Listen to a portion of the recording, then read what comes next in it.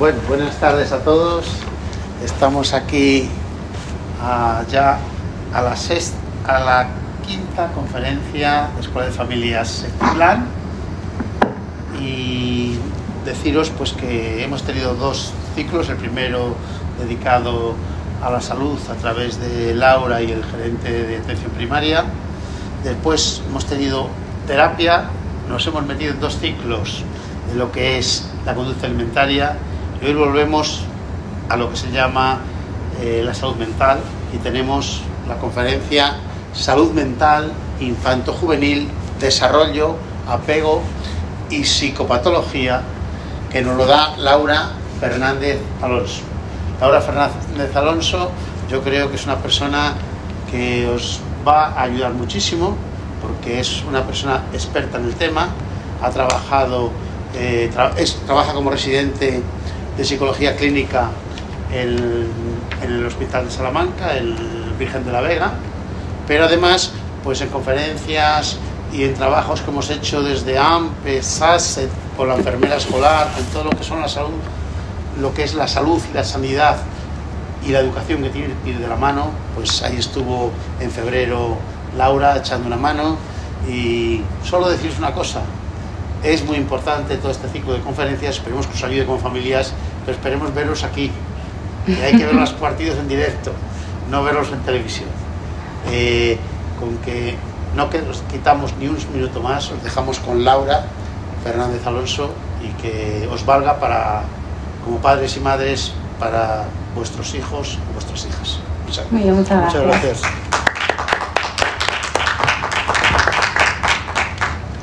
Bueno, pues lo primero, muchas gracias por la invitación, por invitarme de nuevo a hacer una charla, y luego también, sobre todo, gracias a los que estáis aquí y a los que estáis en casa por dedicar este espacio de tiempo a hablar sobre la salud mental de vuestros hijos, ¿no? Porque esto ya, a mí al menos, me habla mucho de la motivación, de la curiosidad y la disposición y accesibilidad que tenéis para con vuestros hijos.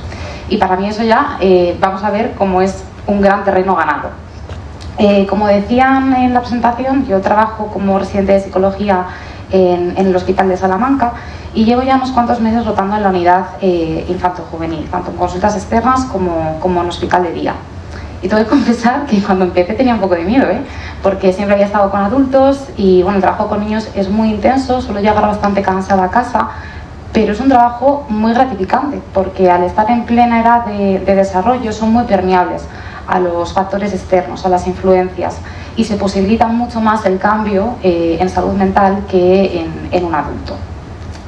Y bueno, cuando empecé a plantearme que puede ser útil para vosotros y también para mí de estar hoy aquí, es verdad que podía hablar mucho de psicopatología, de la clínica, de síntomas, pero creo que es más útil hablar sobre cómo poder entender qué es lo que está pasando en el desarrollo, en el cerebro de esos niños pequeños que tenemos, ¿no? De poder entender el porqué de ciertas conductas que no son psicopatológicas, son de un desarrollo totalmente normal, adaptado y funcional, pero que pueden ser muy complejas tanto para el niño y difíciles también de gestionar para nosotros como padres. Y es que quien no ha pensado alguna vez con un niño, ¿no? Pero ¿qué pasa, no? ¿Qué es lo que está pensando en su cabeza? ¿Por qué está haciendo esto? ¿Ha cambiado? Ya no le reconozco, no hay quien entienda, ¿no? a este niño. Y esto es fácil que nos ocurra desde nuestra mente ya desarrollada, con experiencia. Vemos, por ejemplo, pues una rabieta de un niño pequeño y no entendemos qué está pasando, y podemos pensar, pues me quiere fastidiar, quiere llamar la atención, es un caprichoso.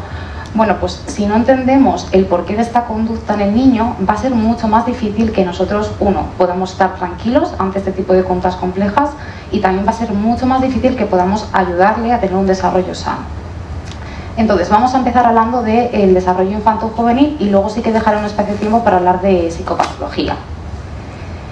Bien, pues cuando nace un niño, el cerebro de este niño va a ser muy pequeñito, pero con el tiempo se va a ir cada vez agrandando más. Lo más importante no es cuánto tamaño tiene ese cerebro en desarrollo, sino todas las conexiones neurales que se van a ir haciendo con el tiempo. Y después pasa otra cosa con los bebés, es que son entrañables. Entonces vienen preparados, digamos, para enamorarnos, ¿no? Para enamorar a los adultos, sobre todo a los padres, ¿no? ¿Y por qué hacen esto, no? ¿Por qué nacen de esta manera que hace que queramos estar con ellos? Bueno, pues para desarrollar el apego, este vínculo afectivo que se da entre los padres y los niños. Y esto tiene, digamos, una finalidad concreta, que es satisfacer sus necesidades. Los mamíferos, cuando nacen, muchos de ellos pueden hacer cosas por sí solos.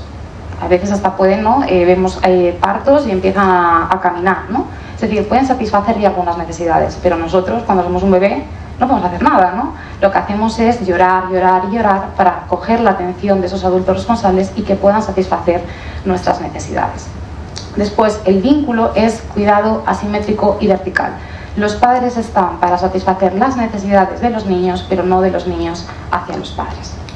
Se crea este vínculo de dependencia y este apego que se establece entre los padres y el menor va a ser estable. Es decir, cuando el niño sea mayor, va a ser el sistema de apego que tenga para relacionarse con la gente y con sus futuros hijos. Bien, vamos a empezar hablando entonces del desarrollo infanto-juvenil. Este desarrollo, antes lo estábamos aquí, antes de la charla hablando un poquito, sí que viene genéticamente predeterminado, ¿no? Digamos que hay un plan en el que este cerebro, de ser muy pequeñito a ser más grande, se va a desarrollar sí o sí, con ciertas diferencias individuales, pero se va a desarrollar. Ahora bien, también hay factores externos, es decir, aquí están, digamos, los arquitectos de cómo va a ser este desarrollo. En función del acompañamiento, la regulación que hagan los padres u otros adultos responsables, este plan de desarrollo irá por un sitio o irá por otro. Vamos moldeando todo este desarrollo cerebral, todas sus necesidades, y lo importante está aquí la familia, ¿no? Para hacer esto. Pero no vais a ser los únicos. Hay otros factores que influyen en los niños, en su desarrollo. Por una parte están los amigos, aunque cuando son muy chiquititos no es tan importante, pero también otros adultos responsables con vínculo, como pueden ser los profesores de las clases y también de las clases particulares o extracurriculares. Y después viene la adolescencia, y en la adolescencia todo esto se fuma un poquito, y lo que más importa, lo que más influye en los adolescentes va a ser su grupo de amigos, ¿no? Y luego hay otros factores que no podemos controlar tanto, como son los factores sociales, estos cambios, ¿no?, que hay. Antes nos relacionábamos sobre todo en la calle, en el cara a cara, hacíamos planes fuera de casa, y ahora normalmente los adolescentes se relacionan a través de las redes sociales, y luego veremos el impacto que esto tiene en su desarrollo. Y luego otros factores ambientales que tampoco vamos a poder controlar, y el más reciente que tenemos son los efectos que ha tenido no solamente la pandemia, sino el confinamiento, ¿no?, para los menores. Ahora mismo, como estamos familias, voy a intentar centrarme en cómo es la influencia de los padres y de toda la familia en el desarrollo del menor. El desarrollo del menor se basa en tres necesidades básicas que tenemos todos los seres humanos, que son las necesidades fisiológicas, las necesidades emocionales y las necesidades cognitivas, y todo ello sobre una base de la necesidad social, es decir, somos seres interdependientes. Esto de, bueno, cuando el niño sea mayor será independiente, bueno, siempre va a depender de alguien, no somos seres sociales. Necesidades fisiológicas, lo básico, ¿no? Estar alimentados, estar hidratados, estar descansados, estar protegidos, estar seguros, es decir, todo lo que tiene que ver con la supervivencia. En un momento en el que esto no esté bien, que haya algún tipo de desequilibrio, mi supervivencia corre mucho peligro, ¿no? Con lo cual, ¿qué va a hacer un bebé? Llorar, llorar y llorar para que los padres o los adultos que estén con él en ese momento puedan acudir a satisfacer estas necesidades. Y esto se regula por el tronco encefálico, una parte cerebral que ya está desarrollada incluso antes del nacimiento, es decir, es lo más primitivo que tenemos. Luego están las necesidades emocionales. Aquí de lo que hablamos es de sentir la emoción de forma pura, como una cascada. Aquí no hablamos de la regulación, hablamos de sentir asco, tristeza, miedo, alegría, sorpresa en su forma más pura. Y esto se regula con dos centros. El centro de las amígdalas cerebrales, que se hiperactivan ante lo que mal llamadas emociones negativas no son negativas, lo que son es desagradables, ¿no? Porque son emociones de defensa. ¿Qué quiere decir?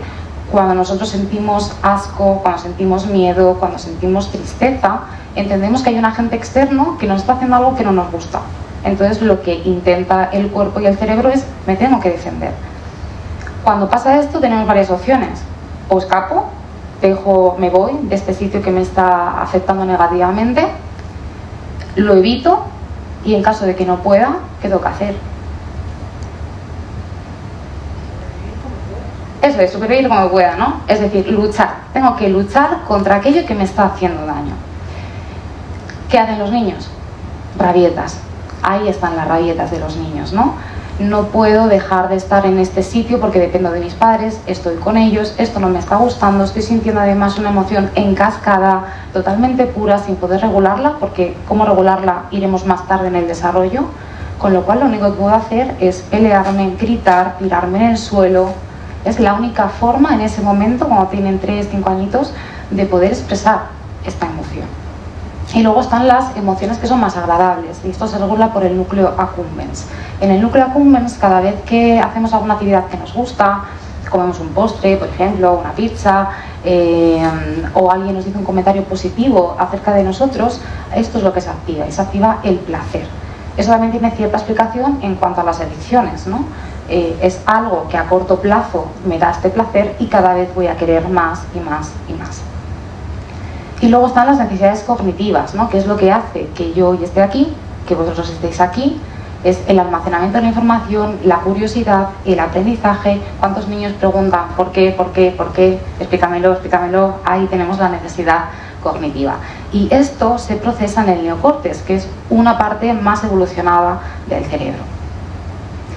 No sé si alguno, cuando estoy diciendo esto, está pensando en que a veces todo esto se conecta, ¿no? Es decir, puede que a veces yo me encuentre con cierta ansiedad y en vez de identificar que es ansiedad, digo, tengo hambre, ¿no?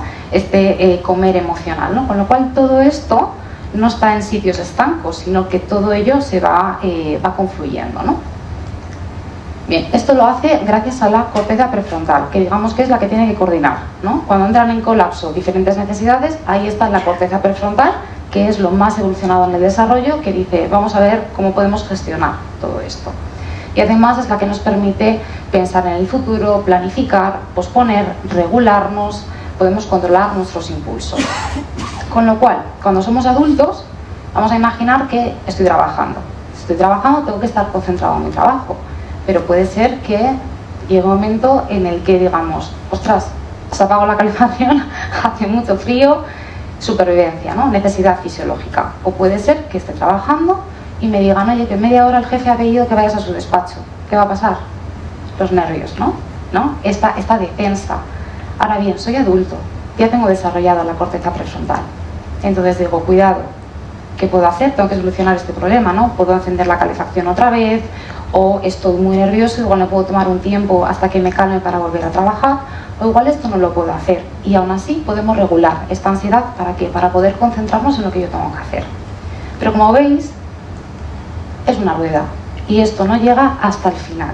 Con lo cual los niños lo que tienen ahora mismo son las emociones en cascada, las necesidades fisiológicas totalmente puras, y además como no son autónomos no pueden satisfacerlo ni regularlo. Necesitan de unos padres disponibles para hacer todo esto. Las necesidades fisiológicas, lo que decíamos, ¿no? El niño tiene hambre, el niño tiene sueño, no puede hacer nada, con lo cual, ¿qué hacemos? Llorar, llorar y llorar para que vengan mis padres a satisfacer esta necesidad.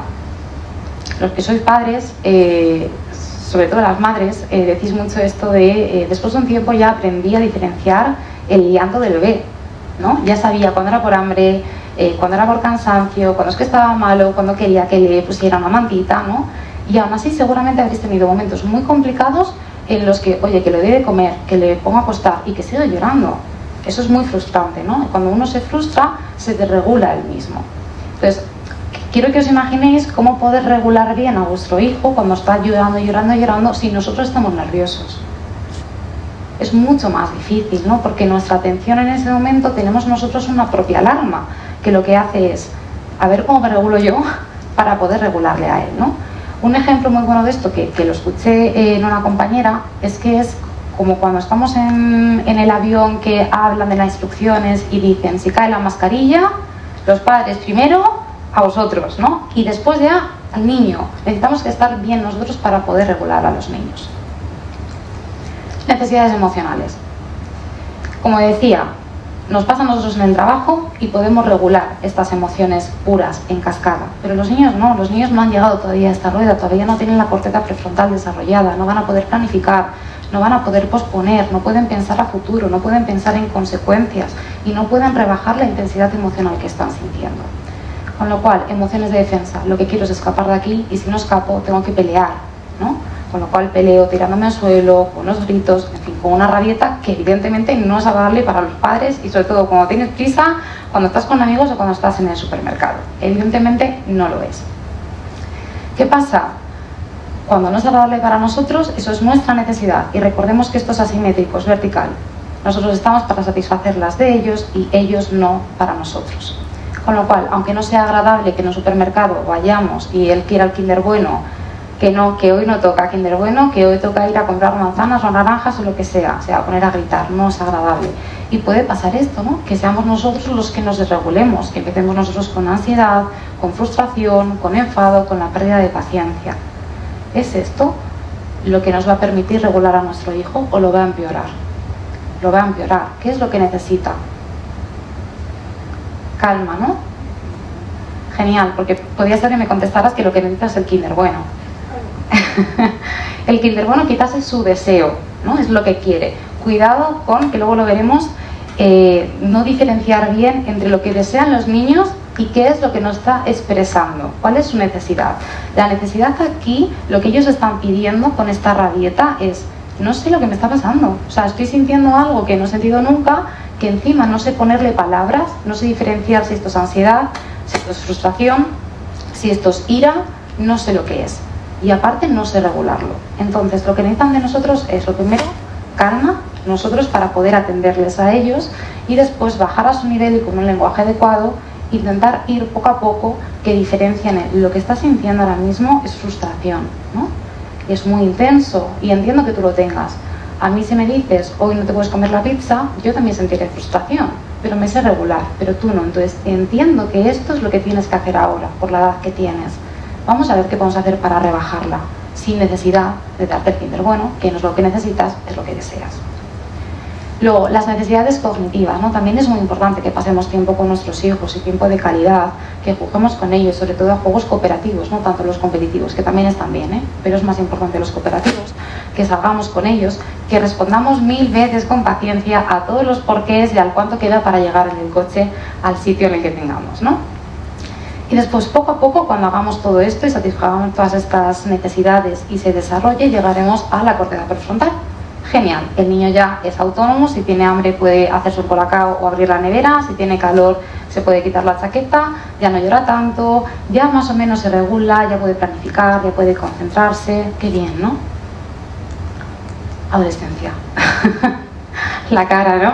¿Quién es esta persona, no? Es mucho más impulsivo, se frustra con muchísima facilidad, tiene unos cambios de humor inesperados totalmente, me contesta mal, ahora bien, le digo que se ponga una chaqueta y me dice déjame en paz, ¿no?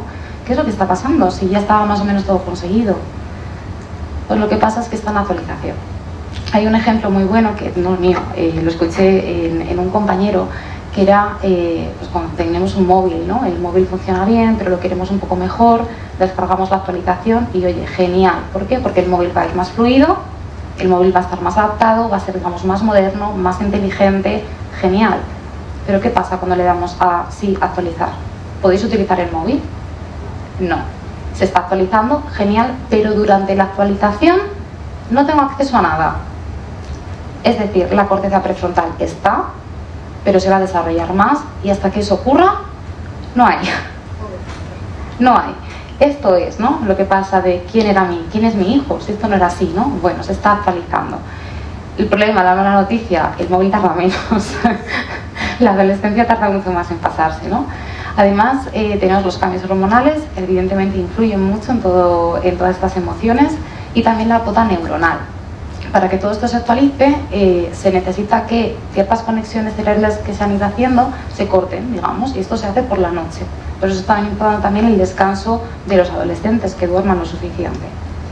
Esto se hace ¿para qué? Para que se puedan crear nuevas, más adaptadas en estas conexiones. Y además de las necesidades de las que hablábamos antes, que digamos que son las básicas de cualquier ser humano, empiezan a cobrar más importancia estas tres, la necesidad de identidad, ¿no? Con lo cual estamos en este periodo en el que los niños van a decirnos: ¿te acuerdas de aquello que me gustaba tanto hacer cuando era pequeño, esta actividad, no sé qué? Ah, que ya no me gusta, y ahora me gusta otra cosa, y ahora pruebo otra, ¿no? Tienen que explorar cuál es su identidad. No sé si sabéis que la palabra adolescencia viene de duelo. Entonces es un duelo, una pérdida de lo que yo era antes, que era un niño. Ya no voy a ser eso, pero tampoco soy un adulto, todavía no. Entonces necesito explorar todo para poder tener mi identidad sólida.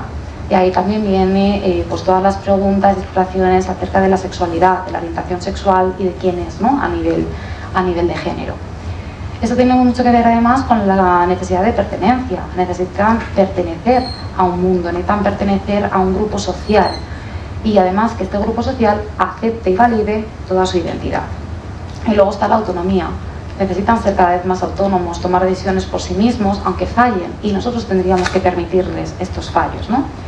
Un ejemplo muy típico es lo que decía antes de la chaqueta. Hace menos 10 grados y tu madre te dice por la puerta: acuérdate de coger la chaqueta antes de salir. Y el niño dirá: no la cojo. Autonomía, ¿no? Rebeldía, tengo que ser yo el que lo decida, ¿no? Puede ser que lo hubiera cogido antes, pero ya está mamá diciéndome: hijo, no la voy a coger. Bien, entonces, el desarrollo es un proceso continuo, desde que nacemos hasta después de la adolescencia, y aquí intervienen los factores biológicos, los factores sociales y los factores psicológicos, que lo que van a hacer es que se vayan desarrollando las capacidades cognitivas, la capacidad de relacionarse, la identidad y también las capacidades emocionales. Y aquí juegan mucha importancia, como decíamos, sobre todo los padres, el profesorado, toda la familia en general, y en caso de que tengan que venir a consulta, pues los profesionales. Y lo que tenemos que intentar es lograr que cuando lleguen al desarrollo adulto, lleguen con una buena capacidad de afrontamiento de las situaciones complicadas, que puedan ellos ya autorregularse emocionalmente, que no necesiten que seamos nosotros quienes les heteroregulen, como lo llamamos, y que tengan una identidad sólida, porque estos son factores protectores de la psicopatología adulta. ¿Cómo hacemos esto? ¿Cómo regulamos? ¿Cómo acompañamos, ¿no?, en estas conductas tan complejas? Bueno, pues lo primero es estar disponibles, estar físicamente disponibles. Si yo no estoy nunca en casa, ¿cómo voy a darme cuenta de que mi hijo tiene una necesidad? Y además, ¿cómo voy a conocerle profundamente? Porque más o menos de forma genérica he dicho cómo se suelen comportar, pero luego cada niño es de, como decíamos, ¿no?, de su padre y su madre. Si no estamos en casa, no sé cómo es, no sé si está triste, no sé cómo es cuando se enfada, con lo cual esto es necesario. Pero podemos estar físicamente presentes, pero no estar accesibles. A veces llegamos a casa, estamos muy cansados, no hay tiempo de calidad con ellos, o sí lo hay, pero yo estoy con el móvil, mientras le digo a mi hijo que lo de utilizar el móvil es malísimo, pero yo sí lo estoy, ¿no? Con lo cual no estamos accesibles para que ellos puedan venir a contarnos qué es lo que les está pasando y cómo se sienten.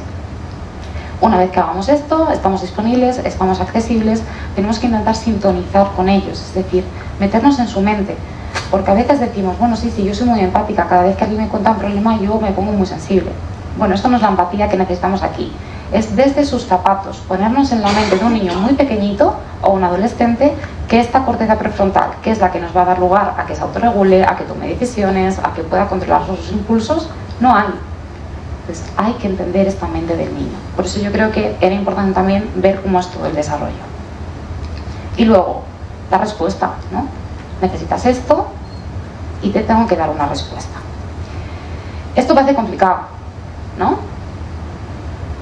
Yo creo que suele ser complicado poder cumplir esta rueda, estas 4 cosas, siempre. Y es que lo habitual, lo normal, es fallar. Los estudios lo que dicen es que 2 de cada 3 veces que esto ocurre, nosotros fallamos como padres. La parte buena es que no pasa nada, porque esto es ser suficientemente buen padre o suficientemente buena madre. Y con esto desarrollamos o podemos desarrollar el apego seguro, fallando 2 de cada 3, así que tranquilos, lo normal es esto. Y para seguir un poco cómo desarrollar el apego seguro, una de las cosas más importantes es que los niños se sientan protegidos, ¿no? Y un buen ejemplo es la sensación de estar jugando con nuestros amigos al pilla-pilla o a algún tipo de este juego, y llegamos y hacemos, casa, ¿no? Aquí se puede estar montando la de San Quintín, pero yo estoy seguro, ¿no? Y eso es lo que tenemos que conseguir con nuestros hijos, que nosotros seamos un lugar seguro. Luego, la otra cara, la autonomía, dejarles que hagan cosas, ¿no? Dejarles que se prueben. Y para esto es muy importante conocer cómo es el desarrollo, para poder tener unas expectativas ajustadas de lo que yo le puedo pedir a un niño de 2, de 3 o de 7, porque es diferente.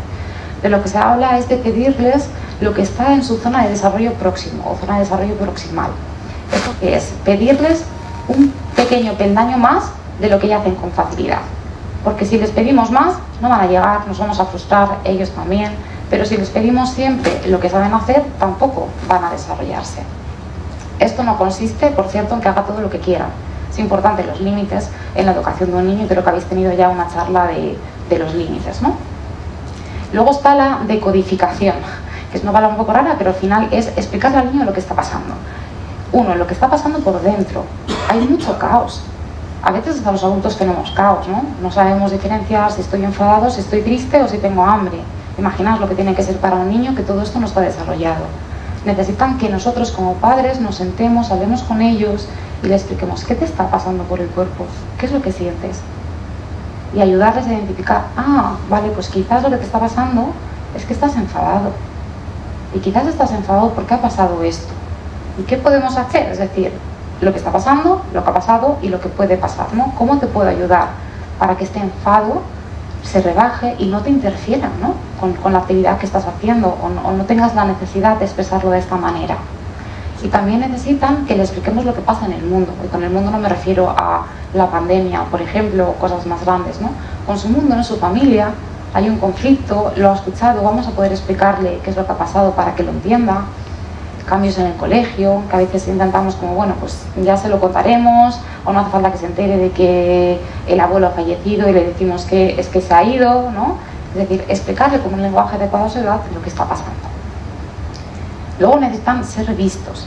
Y esto me hace recordar, hubo una niña hace muy poquito que vino a la consulta y me decía que ella había entendido, por fin, que para ella, o sea, que ella era importante para sus padres. Un día que tenían una actuación del colegio, a ella le habían dicho que le iban a poner en primera fila y sus padres, genial, ¿no? Qué bien, y al final la pusieron en la tercera fila. Entonces decía ella, es que mis padres, lo normal es que vayan a estar viendo a las primeras, ¿no? Porque es lo que más sobresale a la vista.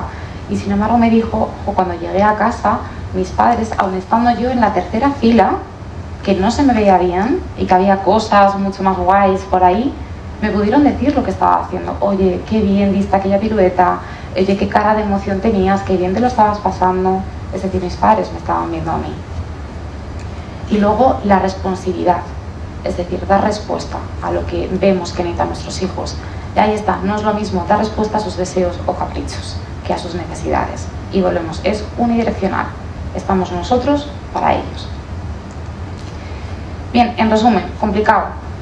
Complicado porque hay que hacer un equilibrio entre les protejo, pero les tengo que dar autonomía. Entonces, ir todo el rato con este acelerador y freno. Y con todo esto hacemos que tengamos el apego seguro y poder que tengan este modelado del desarrollo que ya está genéticamente predeterminado, lo podemos modelar a que sea un desarrollo saludable en los niños.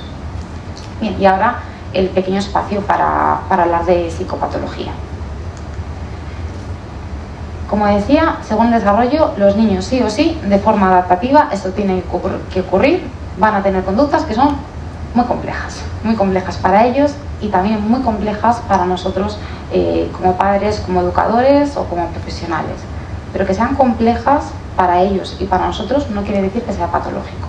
A veces es verdad que tenemos en consulta niños con psicopatología, pero también tenemos consultas de padres que bien, oye, estoy muy preocupado porque mi hijo cada vez que vamos a tal sitio se comporta de esta manera y tiene una rabieta, o es un adolescente y no estoy entendiendo qué es lo que le está pasando, ¿no? Bueno, es que es lo normal, es que lo siento mucho, es lo que tiene que pasar, ¿no? Otra cosa es que podamos dar una orientación a sus padres, ¿no? Para que puedan reaccionar y acompañar a sus hijos en estas conductas complejas de la mejor manera posible. Entonces, estas son dificultades de desarrollo, que son parte del proceso de crecimiento y de maduración totalmente normal y que se van a resolver con el tiempo por el propio proceso de desarrollo. Otras veces no son del desarrollo, sino que son de situaciones, o sea, del contexto, ¿no? Y se acaban de separar mis padres. Lo normal es que yo esté triste, me tengo que adaptar a ello, ¿no? Estoy teniendo una situación en el colegio complicada, estoy estresado, ¿no? Es lo que tiene que ocurrir, ¿no? Otra cosa es que cómo les acompañamos en ese momento, ¿no?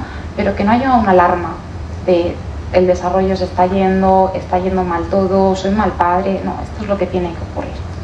Cuando estamos con conductas más psicopatológicas, hablamos de patrones ya persistentes, de pensamiento, de emociones, de conducta, y que además generan muchísima interferencia en la vida del niño. Ya no puede, imaginaos, hacer sus actividades de antes, ya no quiere jugar al fútbol porque se encuentra muy mal, no quiere ir al colegio, se queda todo el rato en la habitación, es decir, está interfiriendo con su desarrollo. Entonces ahí sí que estamos hablando de algo psicopatológico, y aparte no se resuelven con el tiempo, necesitan de una ayuda profesional. El 60% ahora mismo de los menores dicen que tienen un malestar psicológico, y de hecho cumplen algún tipo de síntoma psicopatológico. Ahora, ¿esto es un riesgo? ¿Hay riesgo de que estos niños tengan? Puede ser que sí y puede ser que no. Me refiero, que tengan malestar o que cumplan algún síntoma no quiere decir que tengan un problema psicopatológico con necesidad de una atención profesional, porque encima esto lo único que hace es psicopatologizar más algo de la vida normal. ¿Cuándo hay riesgo? Hay riesgo cuando esto interfiere en la vida del niño y cuando se cronifica. Venís a consulta, hay un diagnóstico y cosas buenas y cosas malas de los diagnósticos. Parte buena, nos ayuda a nombrar, ¿no? A ponerle palabras a algo que no sé lo que estaba pasando con mi hijo y él tampoco lo sabe. Entonces tener un diagnóstico ayuda mucho en ese sentido, pero cuidado, porque lo que hace es describe lo que está pasando, pero no lo explica. Y aparte tampoco lo va a describir todo, es decir, no va a recoger la experiencia subjetiva, el malestar subjetivo, la totalidad de lo que le está pasando a nuestro hijo. Entonces cuidado con explicar todas las conductas y todo el malestar del niño a partir del diagnóstico. Hace esto porque tiene TDAH, me contesta de esta manera porque está deprimido, ¿no? Cuidado con esto, porque lo único que hacemos con esto sin querer es que esta identidad, que es tan importante, porque es un factor protector, una identidad sólida, lo que hacemos es que se basa en el diagnóstico, ¿no? De yo no soy Pedro, yo no soy Clara, yo soy un niño que tiene TDAH, o yo soy un niño que tiene ansiedad, ¿no? Y no soy nada más. Está el niño y está el diagnóstico, pero no son lo mismo. Luego, en la adolescencia, cuidado aquí también, porque como decíamos, un adolescente normal no es aquel que no da problemas. Todo adolescente, si es adolescente, de por sí, por su propio desarrollo, va a tener problemas. La parte buena de la adolescencia, como decíamos, era un duelo, ¿no? Un dejo de ser, pero tampoco soy. Entonces hay ahí como un parón, como una especie de parón donde nos da tiempo a reflexionar sobre quién soy, sobre lo que quiero, a aceptarme como soy, y da lugar al proceso de cambio para llegar a la adultez. ¿Cuándo hay que buscar ayuda? Si los síntomas persisten durante un largo periodo de tiempo, o cuando vemos que la situación conflictiva que está pasando, por ejemplo, pues hay una separación de los padres, el niño está mal y aunque esto se pase, ya esté adaptado, el niño sigue mal. Bueno, pues igual ahí sí que hay un problema. Si los síntomas empeoran o interfieren con el funcionamiento normal del niño, cuando hay cambios de comportamiento bruscos, graves, inusuales, pensamientos de suicidio, autolesiones, conducta muy violenta, igual ahí también tenemos un problema. O cuando los padres o los cuidadores no saben ya manejar la situación. Igual era una reacción normal de desarrollo, pero los padres están desbordados. Entonces ahí sí pedir ayuda también. Tenemos, ya os decía, casos de estos en consulta, donde es algo totalmente normal del desarrollo, pero los padres están desbordados. Si tú estás desbordado, no vamos a poder regularle, con lo cual sí que necesitas una orientación. O cuando el propio menor te dice, no puedo más y necesito ayuda. Y ahora me quería quedar un poco aquí, en las autolesiones, explicarlas un poquito, porque es algo que alarma mucho y vemos que hay muchos adolescentes que tienen esta conducta. Esto alarma mucho porque son conductas que rompen con las normas sociales, ¿no? del cuidado del cuerpo. Es verdad que empezar a pensar en el por qué lo está haciendo, en cuál es la motivación de esa autolesión, cuál es la función, qué sentido tiene para el menor, sobre todo en casos de adolescentes, no va a hacer que se reduzcan seguramente las autolesiones, y tampoco se va a reducir el malestar del menor, y tampoco se va a reducir ni mi propia angustia ni mi propio malestar ante la autolesión de mi hijo. Pero sí que nos da pie a reflexionar qué es lo que hay por debajo de la autolesión, porque nos solemos quedar con esto, ¿no? Porque es muy visible y tendemos todos a pensar en una única interpretación, que es quiere llamar la atención o es una forma de castigar, ¿no? Pero puede haber otras más. Hay muchas, cada una diferente para cada persona, hay muchas motivaciones y funciones de una autolesión. Puede ser por buscar una identidad, puede ser una válvula de escape, puede ser una forma de autocastigo, puede ser también para rebajar las expectativas de los padres, ¿no? A veces nos encontramos con niños que lo que dicen es es que estoy muy presionado, no paro de escuchar comentarios muy positivos acerca de mí, que yo voy a ser muy buen estudiante, que yo tengo que llegar a ser esto. Entonces es una forma con la autolesión de, cuidado, ¿no?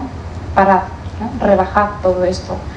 Salida de emociones no pesadas, como forma de regulación emocional, porque recordemos que en la adolescencia no vamos a esta corteza prefrontal que nos ayuda a regularlo.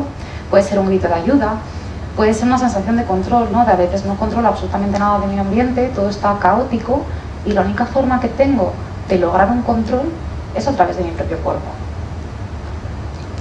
¿Qué hacer, ¿no? Con esto, con las autolesiones que nos alarman tanto? Bueno, lo primero, lo principal, no juzgar las intenciones y no poner en ellos ya, no, tú lo estás haciendo por esto, ¿no? Sino preguntar qué es lo que está pasando, qué hay por debajo. En el momento en el que nos contesten, intentar no banalizar lo que nos pasa, porque a veces podemos tender a jugar, ese era el problema, si vieras mi problema de adulto, o si me vieras cuando yo tenía tu edad y tenía que enfrentarme a, intentar no banalizar esto porque no nos va a llevar a nada. No interpretar el comportamiento como una llamada de atención o como un castigo, sino qué es lo que hay por debajo, interesad por ello, ¿no? No repetir que no debería de hacerlo o no hacerle prometer que no lo va a volver a hacer, porque seguramente vuelva a ocurrir. Y esto crea mucha culpa y mucha frustración, tanto en padres como en el propio menor. Y no sentirse evidentemente responsables nosotros como padres de que el niño, de que el adolescente tenga una autolesión. Sí, ¿qué podemos hacer? Intentar entender que es una forma que tiene el adolescente en ese momento de canalizar el sufrimiento y de comunicar al resto su malestar. Quizás en ese momento no tiene otra forma, igual que el niño de 2-3 años no tenía otra forma de comunicar su malestar y lo hace a través de una rabieta. En este momento en el adolescente quizás no está encontrando una manera más adecuada de expresarle el malestar y tendremos que intentar ayudarle para buscar otra que sea pues, mucho más funcional, adaptativa y sana, que sea cortarse.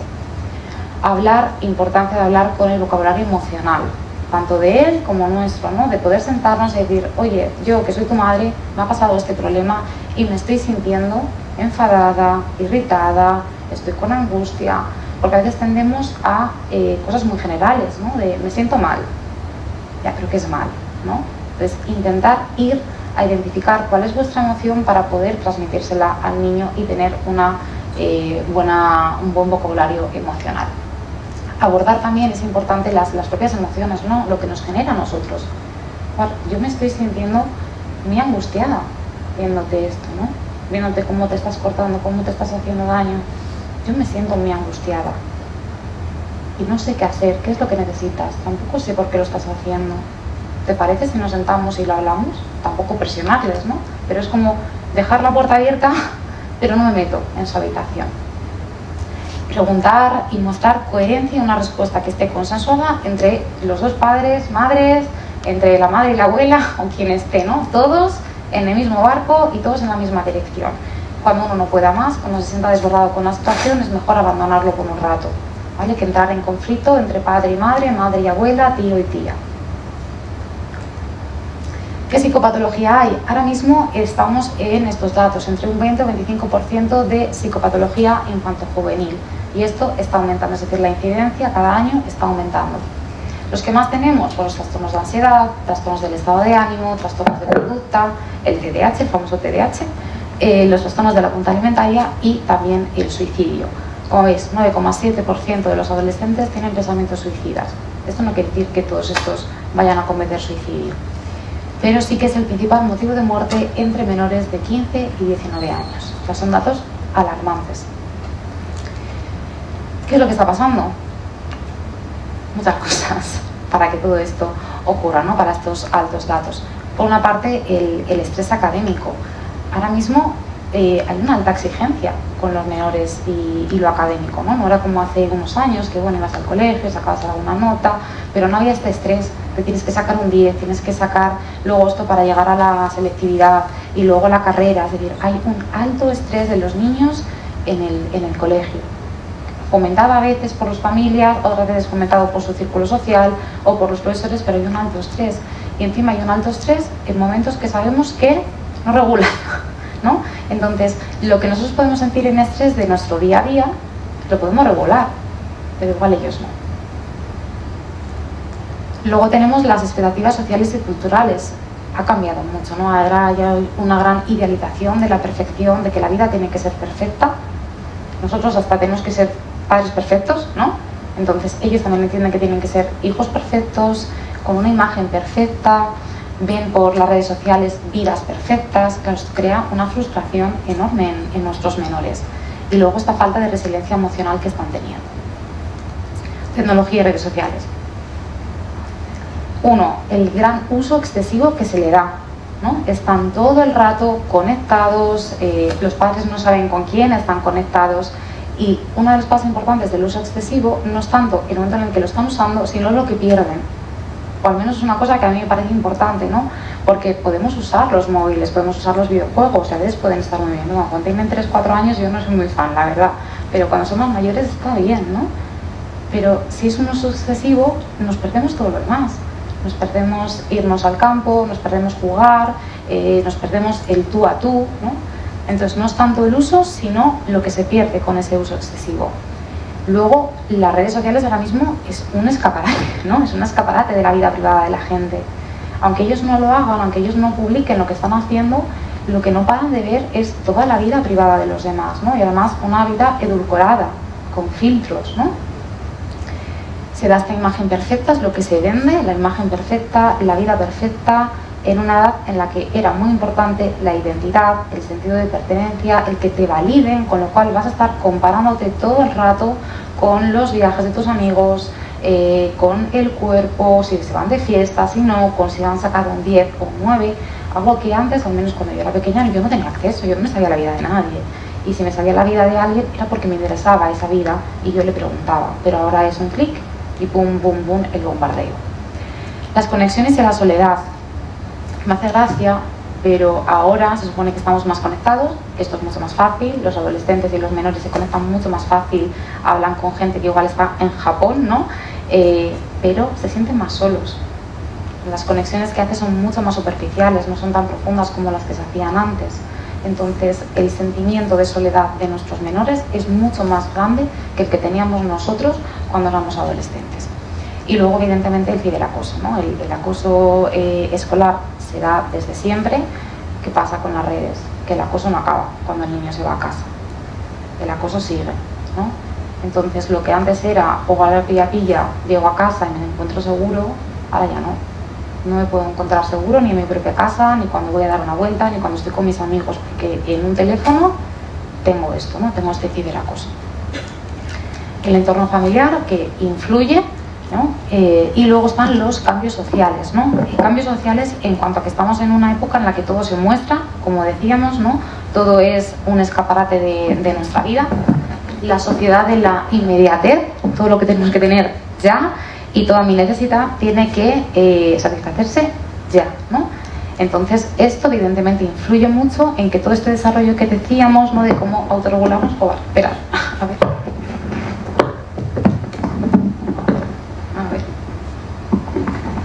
Pues esto influye, ¿no? En cuanto al desarrollo que decíamos de la autorregulación.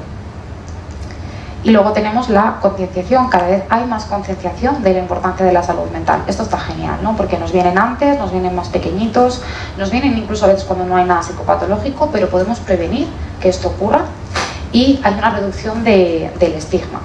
¿El problema cuál es? Que esto también viene acompañado de una falta de recursos. Más concienciación, vienen más, piden más, nosotros queremos estar más, pero el otro no aumenta. Entonces hay una gran sobrecarga y hay una falta de servicios para poder atender a toda esta población. Que al final nos tenemos que quedar en normalmente intervenir con la gente que sí que tiene un problema psicopatológico moderado o grave, pero la gente que tiene otro tipo de problema psicopatológico más leve o que no tiene algo psicopatológico, una dificultad de desarrollo, pero que los padres no están sabiendo regular, muchas veces lamentablemente no podemos acceder a ello. Y luego está la pandemia y sus consecuencias. Se supone que a partir de la pandemia ha aumentado la incidencia de los trastornos mentales en la infancia y en la adolescencia en un 30 o 40%. Es decir, la pandemia lo que ha hecho es visibilizar algo que ya estaba presente de otra manera. ¿Y por qué? Uno, aislamiento social. Si ya para nosotros ha sido seguramente muy duro el tener que aislarnos socialmente de nuestra familia, de nuestros amigos, imaginaos lo que ha tenido que ser para los adolescentes, que lo más importante que era los amigos, ¿no? La pertenencia a este grupo social, y no han podido, ¿no? Es decir, ese gran momento de la adolescencia se ha perdido. La limitación de actividades gratificantes. Para nosotros también era muy importante, seguramente, después de ir a trabajar, tener mi rato para irme a nadar, para irme a tomar algo, para dar un paseo. Esto para los niños es aún más importante. Esto también lo han perdido. Cambios en la rutina diaria que al final nos afectan a todos. Los duelos de los familiares que han fallecido. La normalización ahora de ciertas cosas, ¿no? No sé si alguno de vosotros, cuando acabó la pandemia o cuando acabó el confinamiento, se le hizo raro, ¿no? Volver a salir, volver a interactuar, dar 2 besos, abrazar. Claro, esto para nosotros al final fue un poco más fácil porque estábamos habituados a ellos, pero imaginar un niño de 5 o 6 años que ha pasado un tiempo que es crucial en la vida de ese niño para su desarrollo, confinado. Al final acaban normalizando ciertas cosas que no deberían haberse normalizado. Luego está la falta de interacción cara a cara, evidentemente. La alta incertidumbre, si nosotros teníamos incertidumbre en la pandemia, pues imaginaos lo que tiene que ser en un niño que no comprende muy bien lo que está pasando. Y esto aumenta mucho la sensación de no tengo control. O sea, igual mañana salgo de casa y pasa algo más grave, ¿no? O esto cuándo se va a terminar. Pero esto para los niños ha sido crucial. El estrés académico, si ya hay estrés académico como hablamos, ahora imaginaos en casa, ¿no? Estoy en casa, tengo que estar en una habitación metido, tengo que conectarme, tengo que estar atendiendo, pero mi atención no puede estar tanto tiempo hacia los exámenes, hacia los trabajos, cuando encima estoy en la zona en la que nunca suelo trabajar y que tengo 1000 cosas por hacer, ¿no? Pues evidentemente el estrés académico ahí aumentó mucho y sabemos lo importante que es para la salud mental de los niños. Y luego, vamos, esto ya es cosecha, ¿no? Pero creo que es muy importante la sensación de pérdida. Imaginaos que os hubieran quitado vuestra adolescencia, ¿no? Que era como el momento de, no que se permita, pero que sí que podía hacer cosas que sé que cuando sea adulta no voy a poder hacer. O los momentos de cuando era niño, ¿no? De poderme ir a un cumpleaños, de poder hacer ciertas cosas. Son momentos muy importantes que desgraciadamente se han perdido, ¿no? Esto lo digo porque a veces me he encontrado con gente que decía que la pandemia a la gente a la que más ha afectado es a los adultos, ¿no? A los adultos porque muchos han perdido familiares, éramos mucho más conscientes de la gravedad de la situación, había un alto estrés, muchos cambios, y que los niños, que bueno, que se adaptan a todo, ¿no? Y los adolescentes también, sí, tienen mucha capacidad de adaptación, eso es así, pero se han perdido mucha parte, ¿no? De la adolescencia y de la infancia.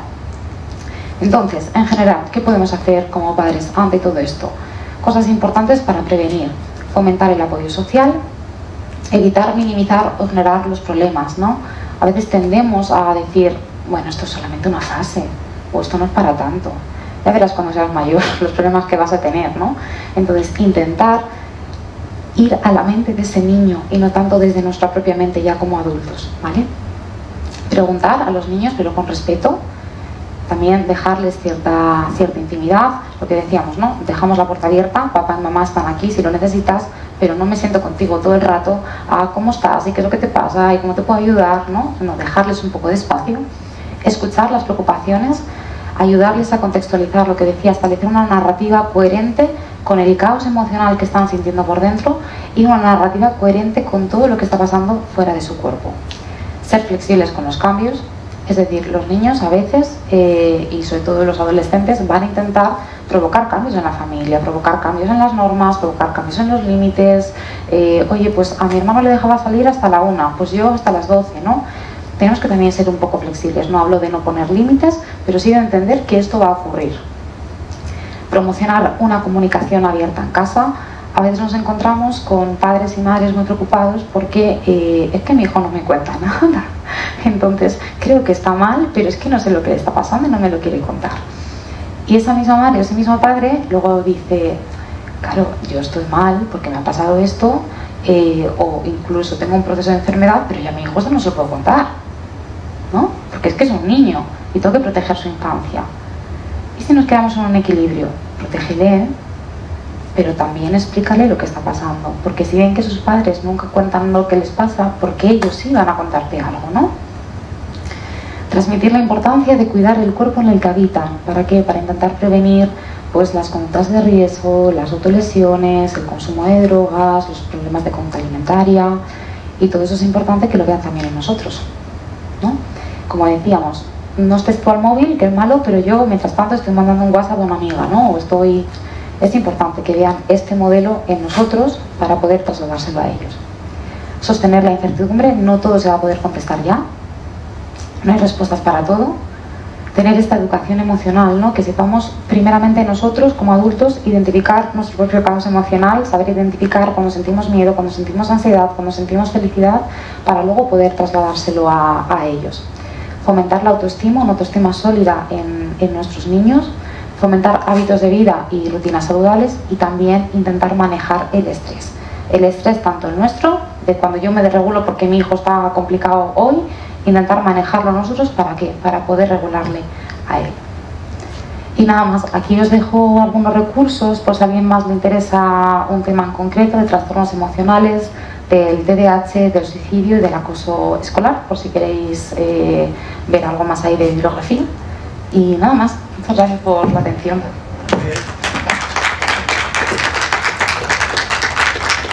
Si ahora tenéis alguna pregunta o alguna cosilla, pues encantada de estar aquí con vosotros.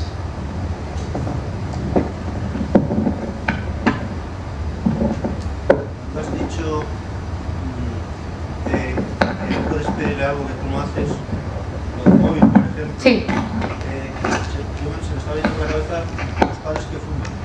¿Creen que eso es importante? Eso es, ¿no? Eso es, claro. Porque claro, tendrían que estar ellos dispuestos a dejar de fumar. Sí, o al menos, en caso de que no quieran dejar de fumar, al menos no fumen delante de ellos. Claro, claro. Y después, es verdad que esto es importante, pero va a haber veces que nosotros como padres tengamos que coger el móvil, que nosotros queramos usar las redes sociales, y también tenemos que transmitirles, hay cosas que son de adultos y hay cosas que son de niños, entonces esto ahora no te toca, ¿no? Pero lo que sí me llama mucho la atención son, no puedes hacer esto, no puedes hacer esto, no puedes hacer esto, mientras yo en el momento en el que te lo estoy diciendo, no me di cuenta, porque para mí es mandar un WhatsApp normal, pero es que lo estoy haciendo. Y el niño va a decir, pero ¿no? Claro, no es tanto el decirles a ellos lo que tienen que hacer, sino que vean en nosotros unos buenos modelos, ¿no? Eso es. Mira, pues el pecar con el ejemplo es lo que hablábamos antes de cómo regulo yo a mi hijo una rabieta. Si mi hijo está enrabietado, tirado por el suelo, vale, yo como adulto no me voy a tirar por el suelo, pero igual me pongo a gritar. Luego le empiezo a decir que esto no se hace, que estoy muy cansado, que yo tengo prisa, que no sé qué. Claro, lo estoy diciendo con cierta agresividad verbal y el niño me va a ver estresado. Entonces me estás pidiendo que yo me calme cuando tú no estás calmada. Y me estás diciendo, aprende tú, que tienes 5 años y no tienes ningún tipo de desarrollo y hay un caos emocional y sientes la emoción de una forma totalmente pura. Me estás pidiendo que me calme y no sabes hacerlo tú, ¿no? Entonces por eso es importante, ¿no? El recuerdo de la mascarilla del avión me parece fantástico, ¿no? Antes de dársela a él, tú primero, ¿no? Para poder luego ayudarle a él a identificar, a regularse, a bajar un poquito. El tema de las mentiras, los padres que suelen mentir en su día a día. A sus hijos, dices. A todos. Bueno, ya un poco más complicado, pero ¿a qué te refieres exactamente? Por ejemplo, que hay padres que mienten, pues no sé, por la razón que sea, pero luego pretenden que los hijos digan la verdad. Claro. Esto es, ¿no? O de lo que hablábamos. Tengo un niño de 15 años, entra por casa, da un portazo, y yo ¿qué hago como madre? Voy y le digo, ¿qué ha pasado? Que no, mamá, que no me ha pasado nada, que no me ha pasado nada. A ver, hijo, ¿te ha pasado algo? ¿Has llegado como un elefante en una cacharrería por casa, no? Que no te lo quiero contar, que no te lo quiero contar. Uno, es parte de su intimidad, hay que respetarlo, pero también hacer un ejercicio de conciencia. Cuando yo llego enfadada del trabajo, ¿qué hago? A veces lo cuento, pero igual se lo cuento a mi pareja. Pero igual mi hijo está viendo en mí que yo estoy mal, que yo estoy triste, que yo estoy con ansiedad, me ve intranquila y me pregunta, mamá, ¿qué te pasa? Y tú, ay, no, nada, hijo, no te preocupes, que estoy perfectamente. Mamá, no lo estás. Entonces, no es tanto pedirles a ellos cosas, sino que ellos vean en nosotros que se puede hablar en casa. Si ven que su padre y su madre confían en poder hablarles a ellos de, pues mira, hijo, hoy nada, estaba trabajando y tuve un conflicto con un compañero, ya está solucionado, pero me he quedado con mal cuerpo. Y lo que me está pasando ahora mismo por el cuerpo es que siento hasta una presión torácica, siento a veces una taquicardia cuando lo pienso. Yo creo que tengo un poco de ansiedad. Pero no te preocupes, que mamá tiene sus propias herramientas y su propia gente para poder autorregularse. No necesito que tú me ayudes, pero sí contártelo. Cuando esto se te va de las manos y dices, bueno, como padres tenemos que recurrir a un profesional, ¿qué tienen que ir los padres primero, los hijos directamente? No, si tienen menos de 14 años, lo primero es ir al pediatra. Es el pediatra quien tiene que valorar, si queréis ir por la pública, me refiero, tiene que valorar si lo que está pasando es adecuado o no al momento del desarrollo, si ha pasado algo contextual. Es decir, la primera parte, esto de cuándo es de desarrollo y cuándo es psicopatológico, eso lo primero que lo tiene que valorar es el médico que le conoce, ¿no? El pediatra, si son menos de 14, son mayores, el médico de familia. En caso de que nos lo deriven, yo lo que siempre pido, y todos mis compañeros, es que venga toda la familia que quiera. Quiere decir, cuanta más información del puzzle tenga, mucho mejor, ¿no? Porque nos pasa a veces que vienen los niños, sobre todo los adolescentes, vienen y yo siempre intento preguntarle primero a ellos, ¿no? Le digo, bueno, ¿qué hacemos aquí? ¿Tú por qué estás aquí en vez de estar haciendo mates o 6 por la tarde en vez de jugar un partido de fútbol? ¿Qué hacemos aquí? ¿Y qué me dicen? Pues no lo sé. Si yo no quería estar aquí, si aquí no hay ningún problema. Entonces, si me quedo solamente con la información del menor, me quedo muy corta. Pero también si me quedo solamente con la impresión de los padres, también me quedo muy coja. Entonces, cuantos más, mejor. Y luego ya si quedamos, bueno, pues solamente el niño y luego paso a los padres, ¿no? Pero la primera, siempre juntos. Y aprovechando eso, aviso, porque esto también a veces pasa y me llama mucho la atención, y es explicar a vuestros hijos que aunque ellos no consideren que tienen un problema, vosotros como padres estáis preocupados por algo y creéis necesario ir. Porque nos hemos encontrado en una buena ocasión a familias que vienen y el niño se pensaba que venía al oculista. Porque decían, claro, es que si yo le digo que la voy a llevar a la psicóloga, no va, porque le dice que no le pasa nada. Bueno, pues igual antes de venir tenéis que tener una conversación previa, ¿no? Sobre, ya sé que tú crees que no te pasa nada, pero yo sí estoy preocupada. Intentad hablar más de vuestras emociones y no tanto de las de ellos, ¿no? Porque no las sabemos. Entonces, yo estoy muy angustiada cuando llegas a casa así, ya no sé qué hacer, entonces igual soy yo la que lo necesita, pero lo necesito por la relación que hay contigo. Entonces, ¿qué te parece si vamos? ¿Me acompañas a esto? Y luego ya decidimos, ¿no? Pero no me entiendes. Como me va a decir que no, pues le digo que va al oculista y claro, pues imaginamos un rebote. Estoy pensando, según estás comentando, que los niños que llegan hasta vuestra brigada van a través del pediatra. Cuando nosotros derivamos al equipo de orientación en el colegio a un niño, ellos no tienen relación con nosotros.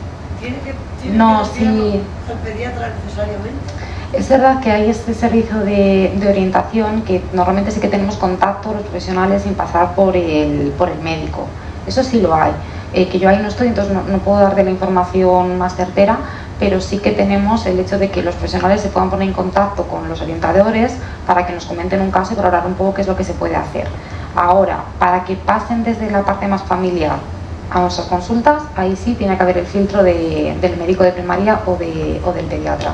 Pero entonces tampoco el equipo de orientación va a vosotros, venís vosotros al equipo de orientación. Sí, nos contactamos, sí. Pero no desde no desde vosotros con ellos. Eso es, sí.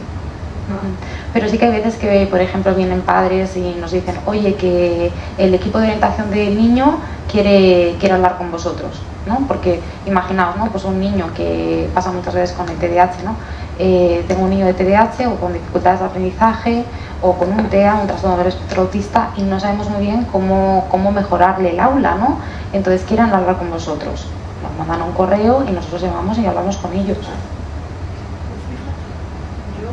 Ya sé que yo no puedo cambiar el mundo, pero creo que el equipo de orientación que está en el centro debería estar más cerca de vosotros, más fácil. Seguramente, que por sí. un correo. Es decir, que si yo tengo un niño que tiene los problemas y lo han derivado y hay problemas reales, pues fíjate, si yo le tengo que decir al equipo de orientación, a mí me gustaría que llegara hasta la unidad que está en el Virgen Vega, pues entonces a lo mejor voy a coger el camino del pediatra, entonces tanto camino se pierde. Claro. La solución, yo creo que sí. A lo mejor algún día se debería intentar, porque si tenemos que confiar en los centros, en el equipo de orientación, y se para ahí porque no es por el pediatra, y os tienen que escribir un correo, yo no digo que no sea eficaz, no lo vivo y no lo sé. Teniendo psicólogos en los centros. Claro, y enfermera escolar. La enfermera escolar que hace un papel fundamental, un papel fundamental, sí. Sí. Pero no sé cómo se va a gestionar y no sé cómo se está gestionando actualmente, porque no estoy ahí, pero sea como sea, que el pediatra de ese niño o que el médico de familia de ese niño esté informado y lo valore, va a ser crucial. Pero a veces es imposible, porque hay problemas muy graves porque los vemos. Sí, claro. Los derivamos al equipo, y si el equipo tiene que dar ahí parado porque los padres pasan de llevar al pediatra para dar la vuelta, se nos ha parado. El niño no tiene solución. Tú te comes ese problema gordo, el niño cada vez lo tiene más grande. Pero yo creo que para esos casos, digo, es que no estoy ahí en el departamento, porque sí que tenemos, por ejemplo, a una enfermera que trabaja mano a mano con los orientadores, me refiero que sí que tiene mucho contacto con ellos, se derivan casos desde la orientación escolar y se cogen, entonces no soy yo la más indicada para poder hablar de esto, pero vamos, que yo creo que sí que hay parte que se está haciendo. Que se tengan que hacer más, por supuesto, por supuesto. Sí, sí, sí, por supuesto que sí. Sí, sí, por supuesto que sí. Y tendríamos que hacer mucho más, ¿no? El problema es lo que decíamos antes. Mucha concienciación, que está fenomenal, pero se acompaña de una falta de recursos. Y también hay que tener en cuenta que generalmente cuando hay esos problemas tan graves y tú derivas a un niño, la familia ya tiene un montón de problemas para querer entender eso. Ya. Hay pocas veces que te abran los brazos y te digan, adelante, vamos a ver qué le pasa a mi hijo. Sí. Generalmente es a mi hijo no le pasa nada, deja de molestarme. Bueno, ni te lo dicen, es que directamente. Sí, directamente no van. Sí. Sí, sí. Tendría que haber un camino, porque los años van pasando y los problemas del niño se van haciendo más grandes. Claro, cuanto antes lo detectemos y antes intervengamos, muchísimo mejor. Totalmente. Ya cuando llegamos ya es tarde, ya dices, es que está para allá, que es lo que decimos al final. Y no sé. Y luego de mayores pueden ser problemáticos, violentos. Sí. Claro. Sí, sí, sí, Pero sí. es que lo vemos venir, porque donde estamos lo vemos. No sé, si sois los que más estáis ahí en contacto con ellos, pero al final nosotros cuando vienen a consulta, claro, les vemos un ratito, ¿no? La segunda casa. Claro. Y es que pasa el tiempo y dices, ¿ves? Si ya lo decía yo, ¿para qué va? Ya lo decía. Bueno, vale de mucho, ¿eh? Me refiero, como decíamos antes, en el desarrollo del menor influyen un montón de factores, no solamente la familia, ni los amigos, ¿no? El hecho de que puedan tener a vosotros como una figura al que poder contarle lo que le está pasando, una figura de seguridad, que también seáis vosotros ese lugar seguro al que acudir, aunque veáis que a corto plazo eso no tiene, ¿no? Se sigue manifestando la problemática, eso para el desarrollo y para la formación del apego, eso es importantísimo. Yo sí mis expreso. Algunos no, Los les que cuesta se expresan mucho. con una violencia que no sabes dónde ponerlos, para que dejen de matar a los que tienen alrededor. O sea, seamos claros, ¿sí? Sí. Ellos se manifiestan muchas veces con una violencia que no puedes pararla. Claro. Hay uno que yo ya me lo encuentro en el baño y digo, pues otra vez estás aquí. Dices que me han puesto un poquito aquí, pero ¿qué has estado haciendo? Pues he estado tirando todo mientras estábamos en la asamblea. Luego me he levantado y he dado unas patadas, pero hijo, ¿cómo haces eso? Pues yo qué sé, ¿por qué lo hago? Y ahí lo tenemos y lo tenemos un día otro y otro y otro, agobiada y no sabemos qué hacer. Ya. Entonces, Sí, sería importante, ¿no? Tener el comienzo de la ahí... vida es importante Sí. para equilibrarse. Bueno, a lo mejor hablaremos. No, que vas, a mí me encanta que haréis y preguntéis, pero sí, da pena y es muy complejo, ¿no? Yo creo que hubiera más espacio de un psicólogo dentro de lo que es el sistema educativo, sería yo creo que fenomenal, ¿no? Igual que tenemos la enfermera escolar, yo creo que eso sería fantástico, ¿no? Te prometo que si los vieras día a día, entenderías que no merece la pena sufrir lo que sufren. Y es que los ves que lo sufren. Claro, luego lo sufres. Claro, lo pagan. Bueno, a mí como diríamos ordinariamente, me pagan por Sí, eso. ya. Pero a ellos no. Y no La cosa han es ver tenido- eso, ¿no? Y hablas del sufrimiento, ¿no? Y de la conducta violenta. Y la conducta violenta, como las autolesiones, es una cosa que llama mucho la atención, ¿no? La cuestión es que hay por debajo, ¿no?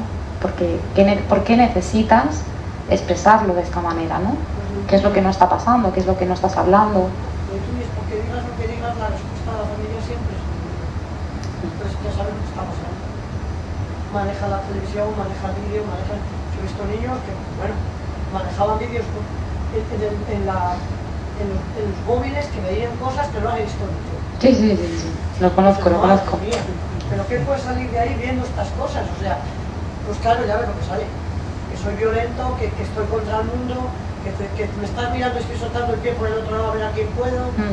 Y que si esos contenidos llegan al móvil todo el rato, es lo que hablamos también de la normalización, de normalizo que esto lo puedo hacer, ¿no? Porque lo hace aquel, y estamos hablando de una etapa en lo que más me importa es la identidad, y me importa que me validen, con lo cual si gente que yo tomo como modelos hacen esto, ¡ay que voy! ¿No? Pero también saben que eso que les está pasando tampoco está bien, porque son pequeños pero no tontos. Claro que sí.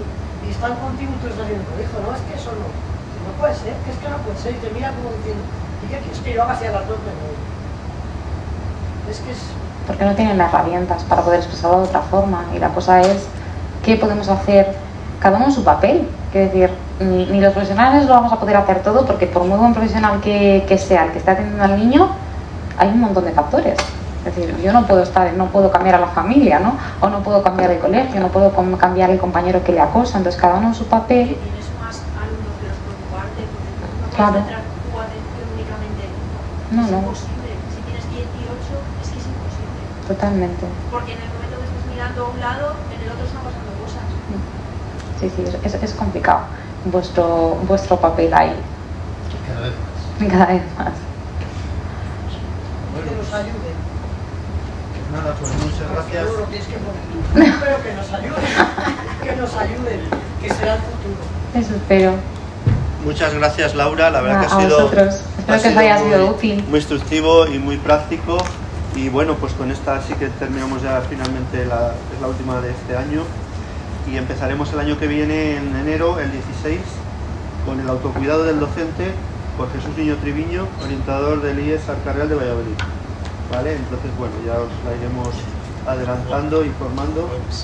Es jueves 16, porque son los jueves, salvo el anterior que tuvo que ser un lunes por cuestiones de la ponente que no podía. Pero bueno, pues nada, muy bien, Laura, muchas gracias, la verdad que ha sido... A vosotros. Nos ha gustado mucho. Gracias.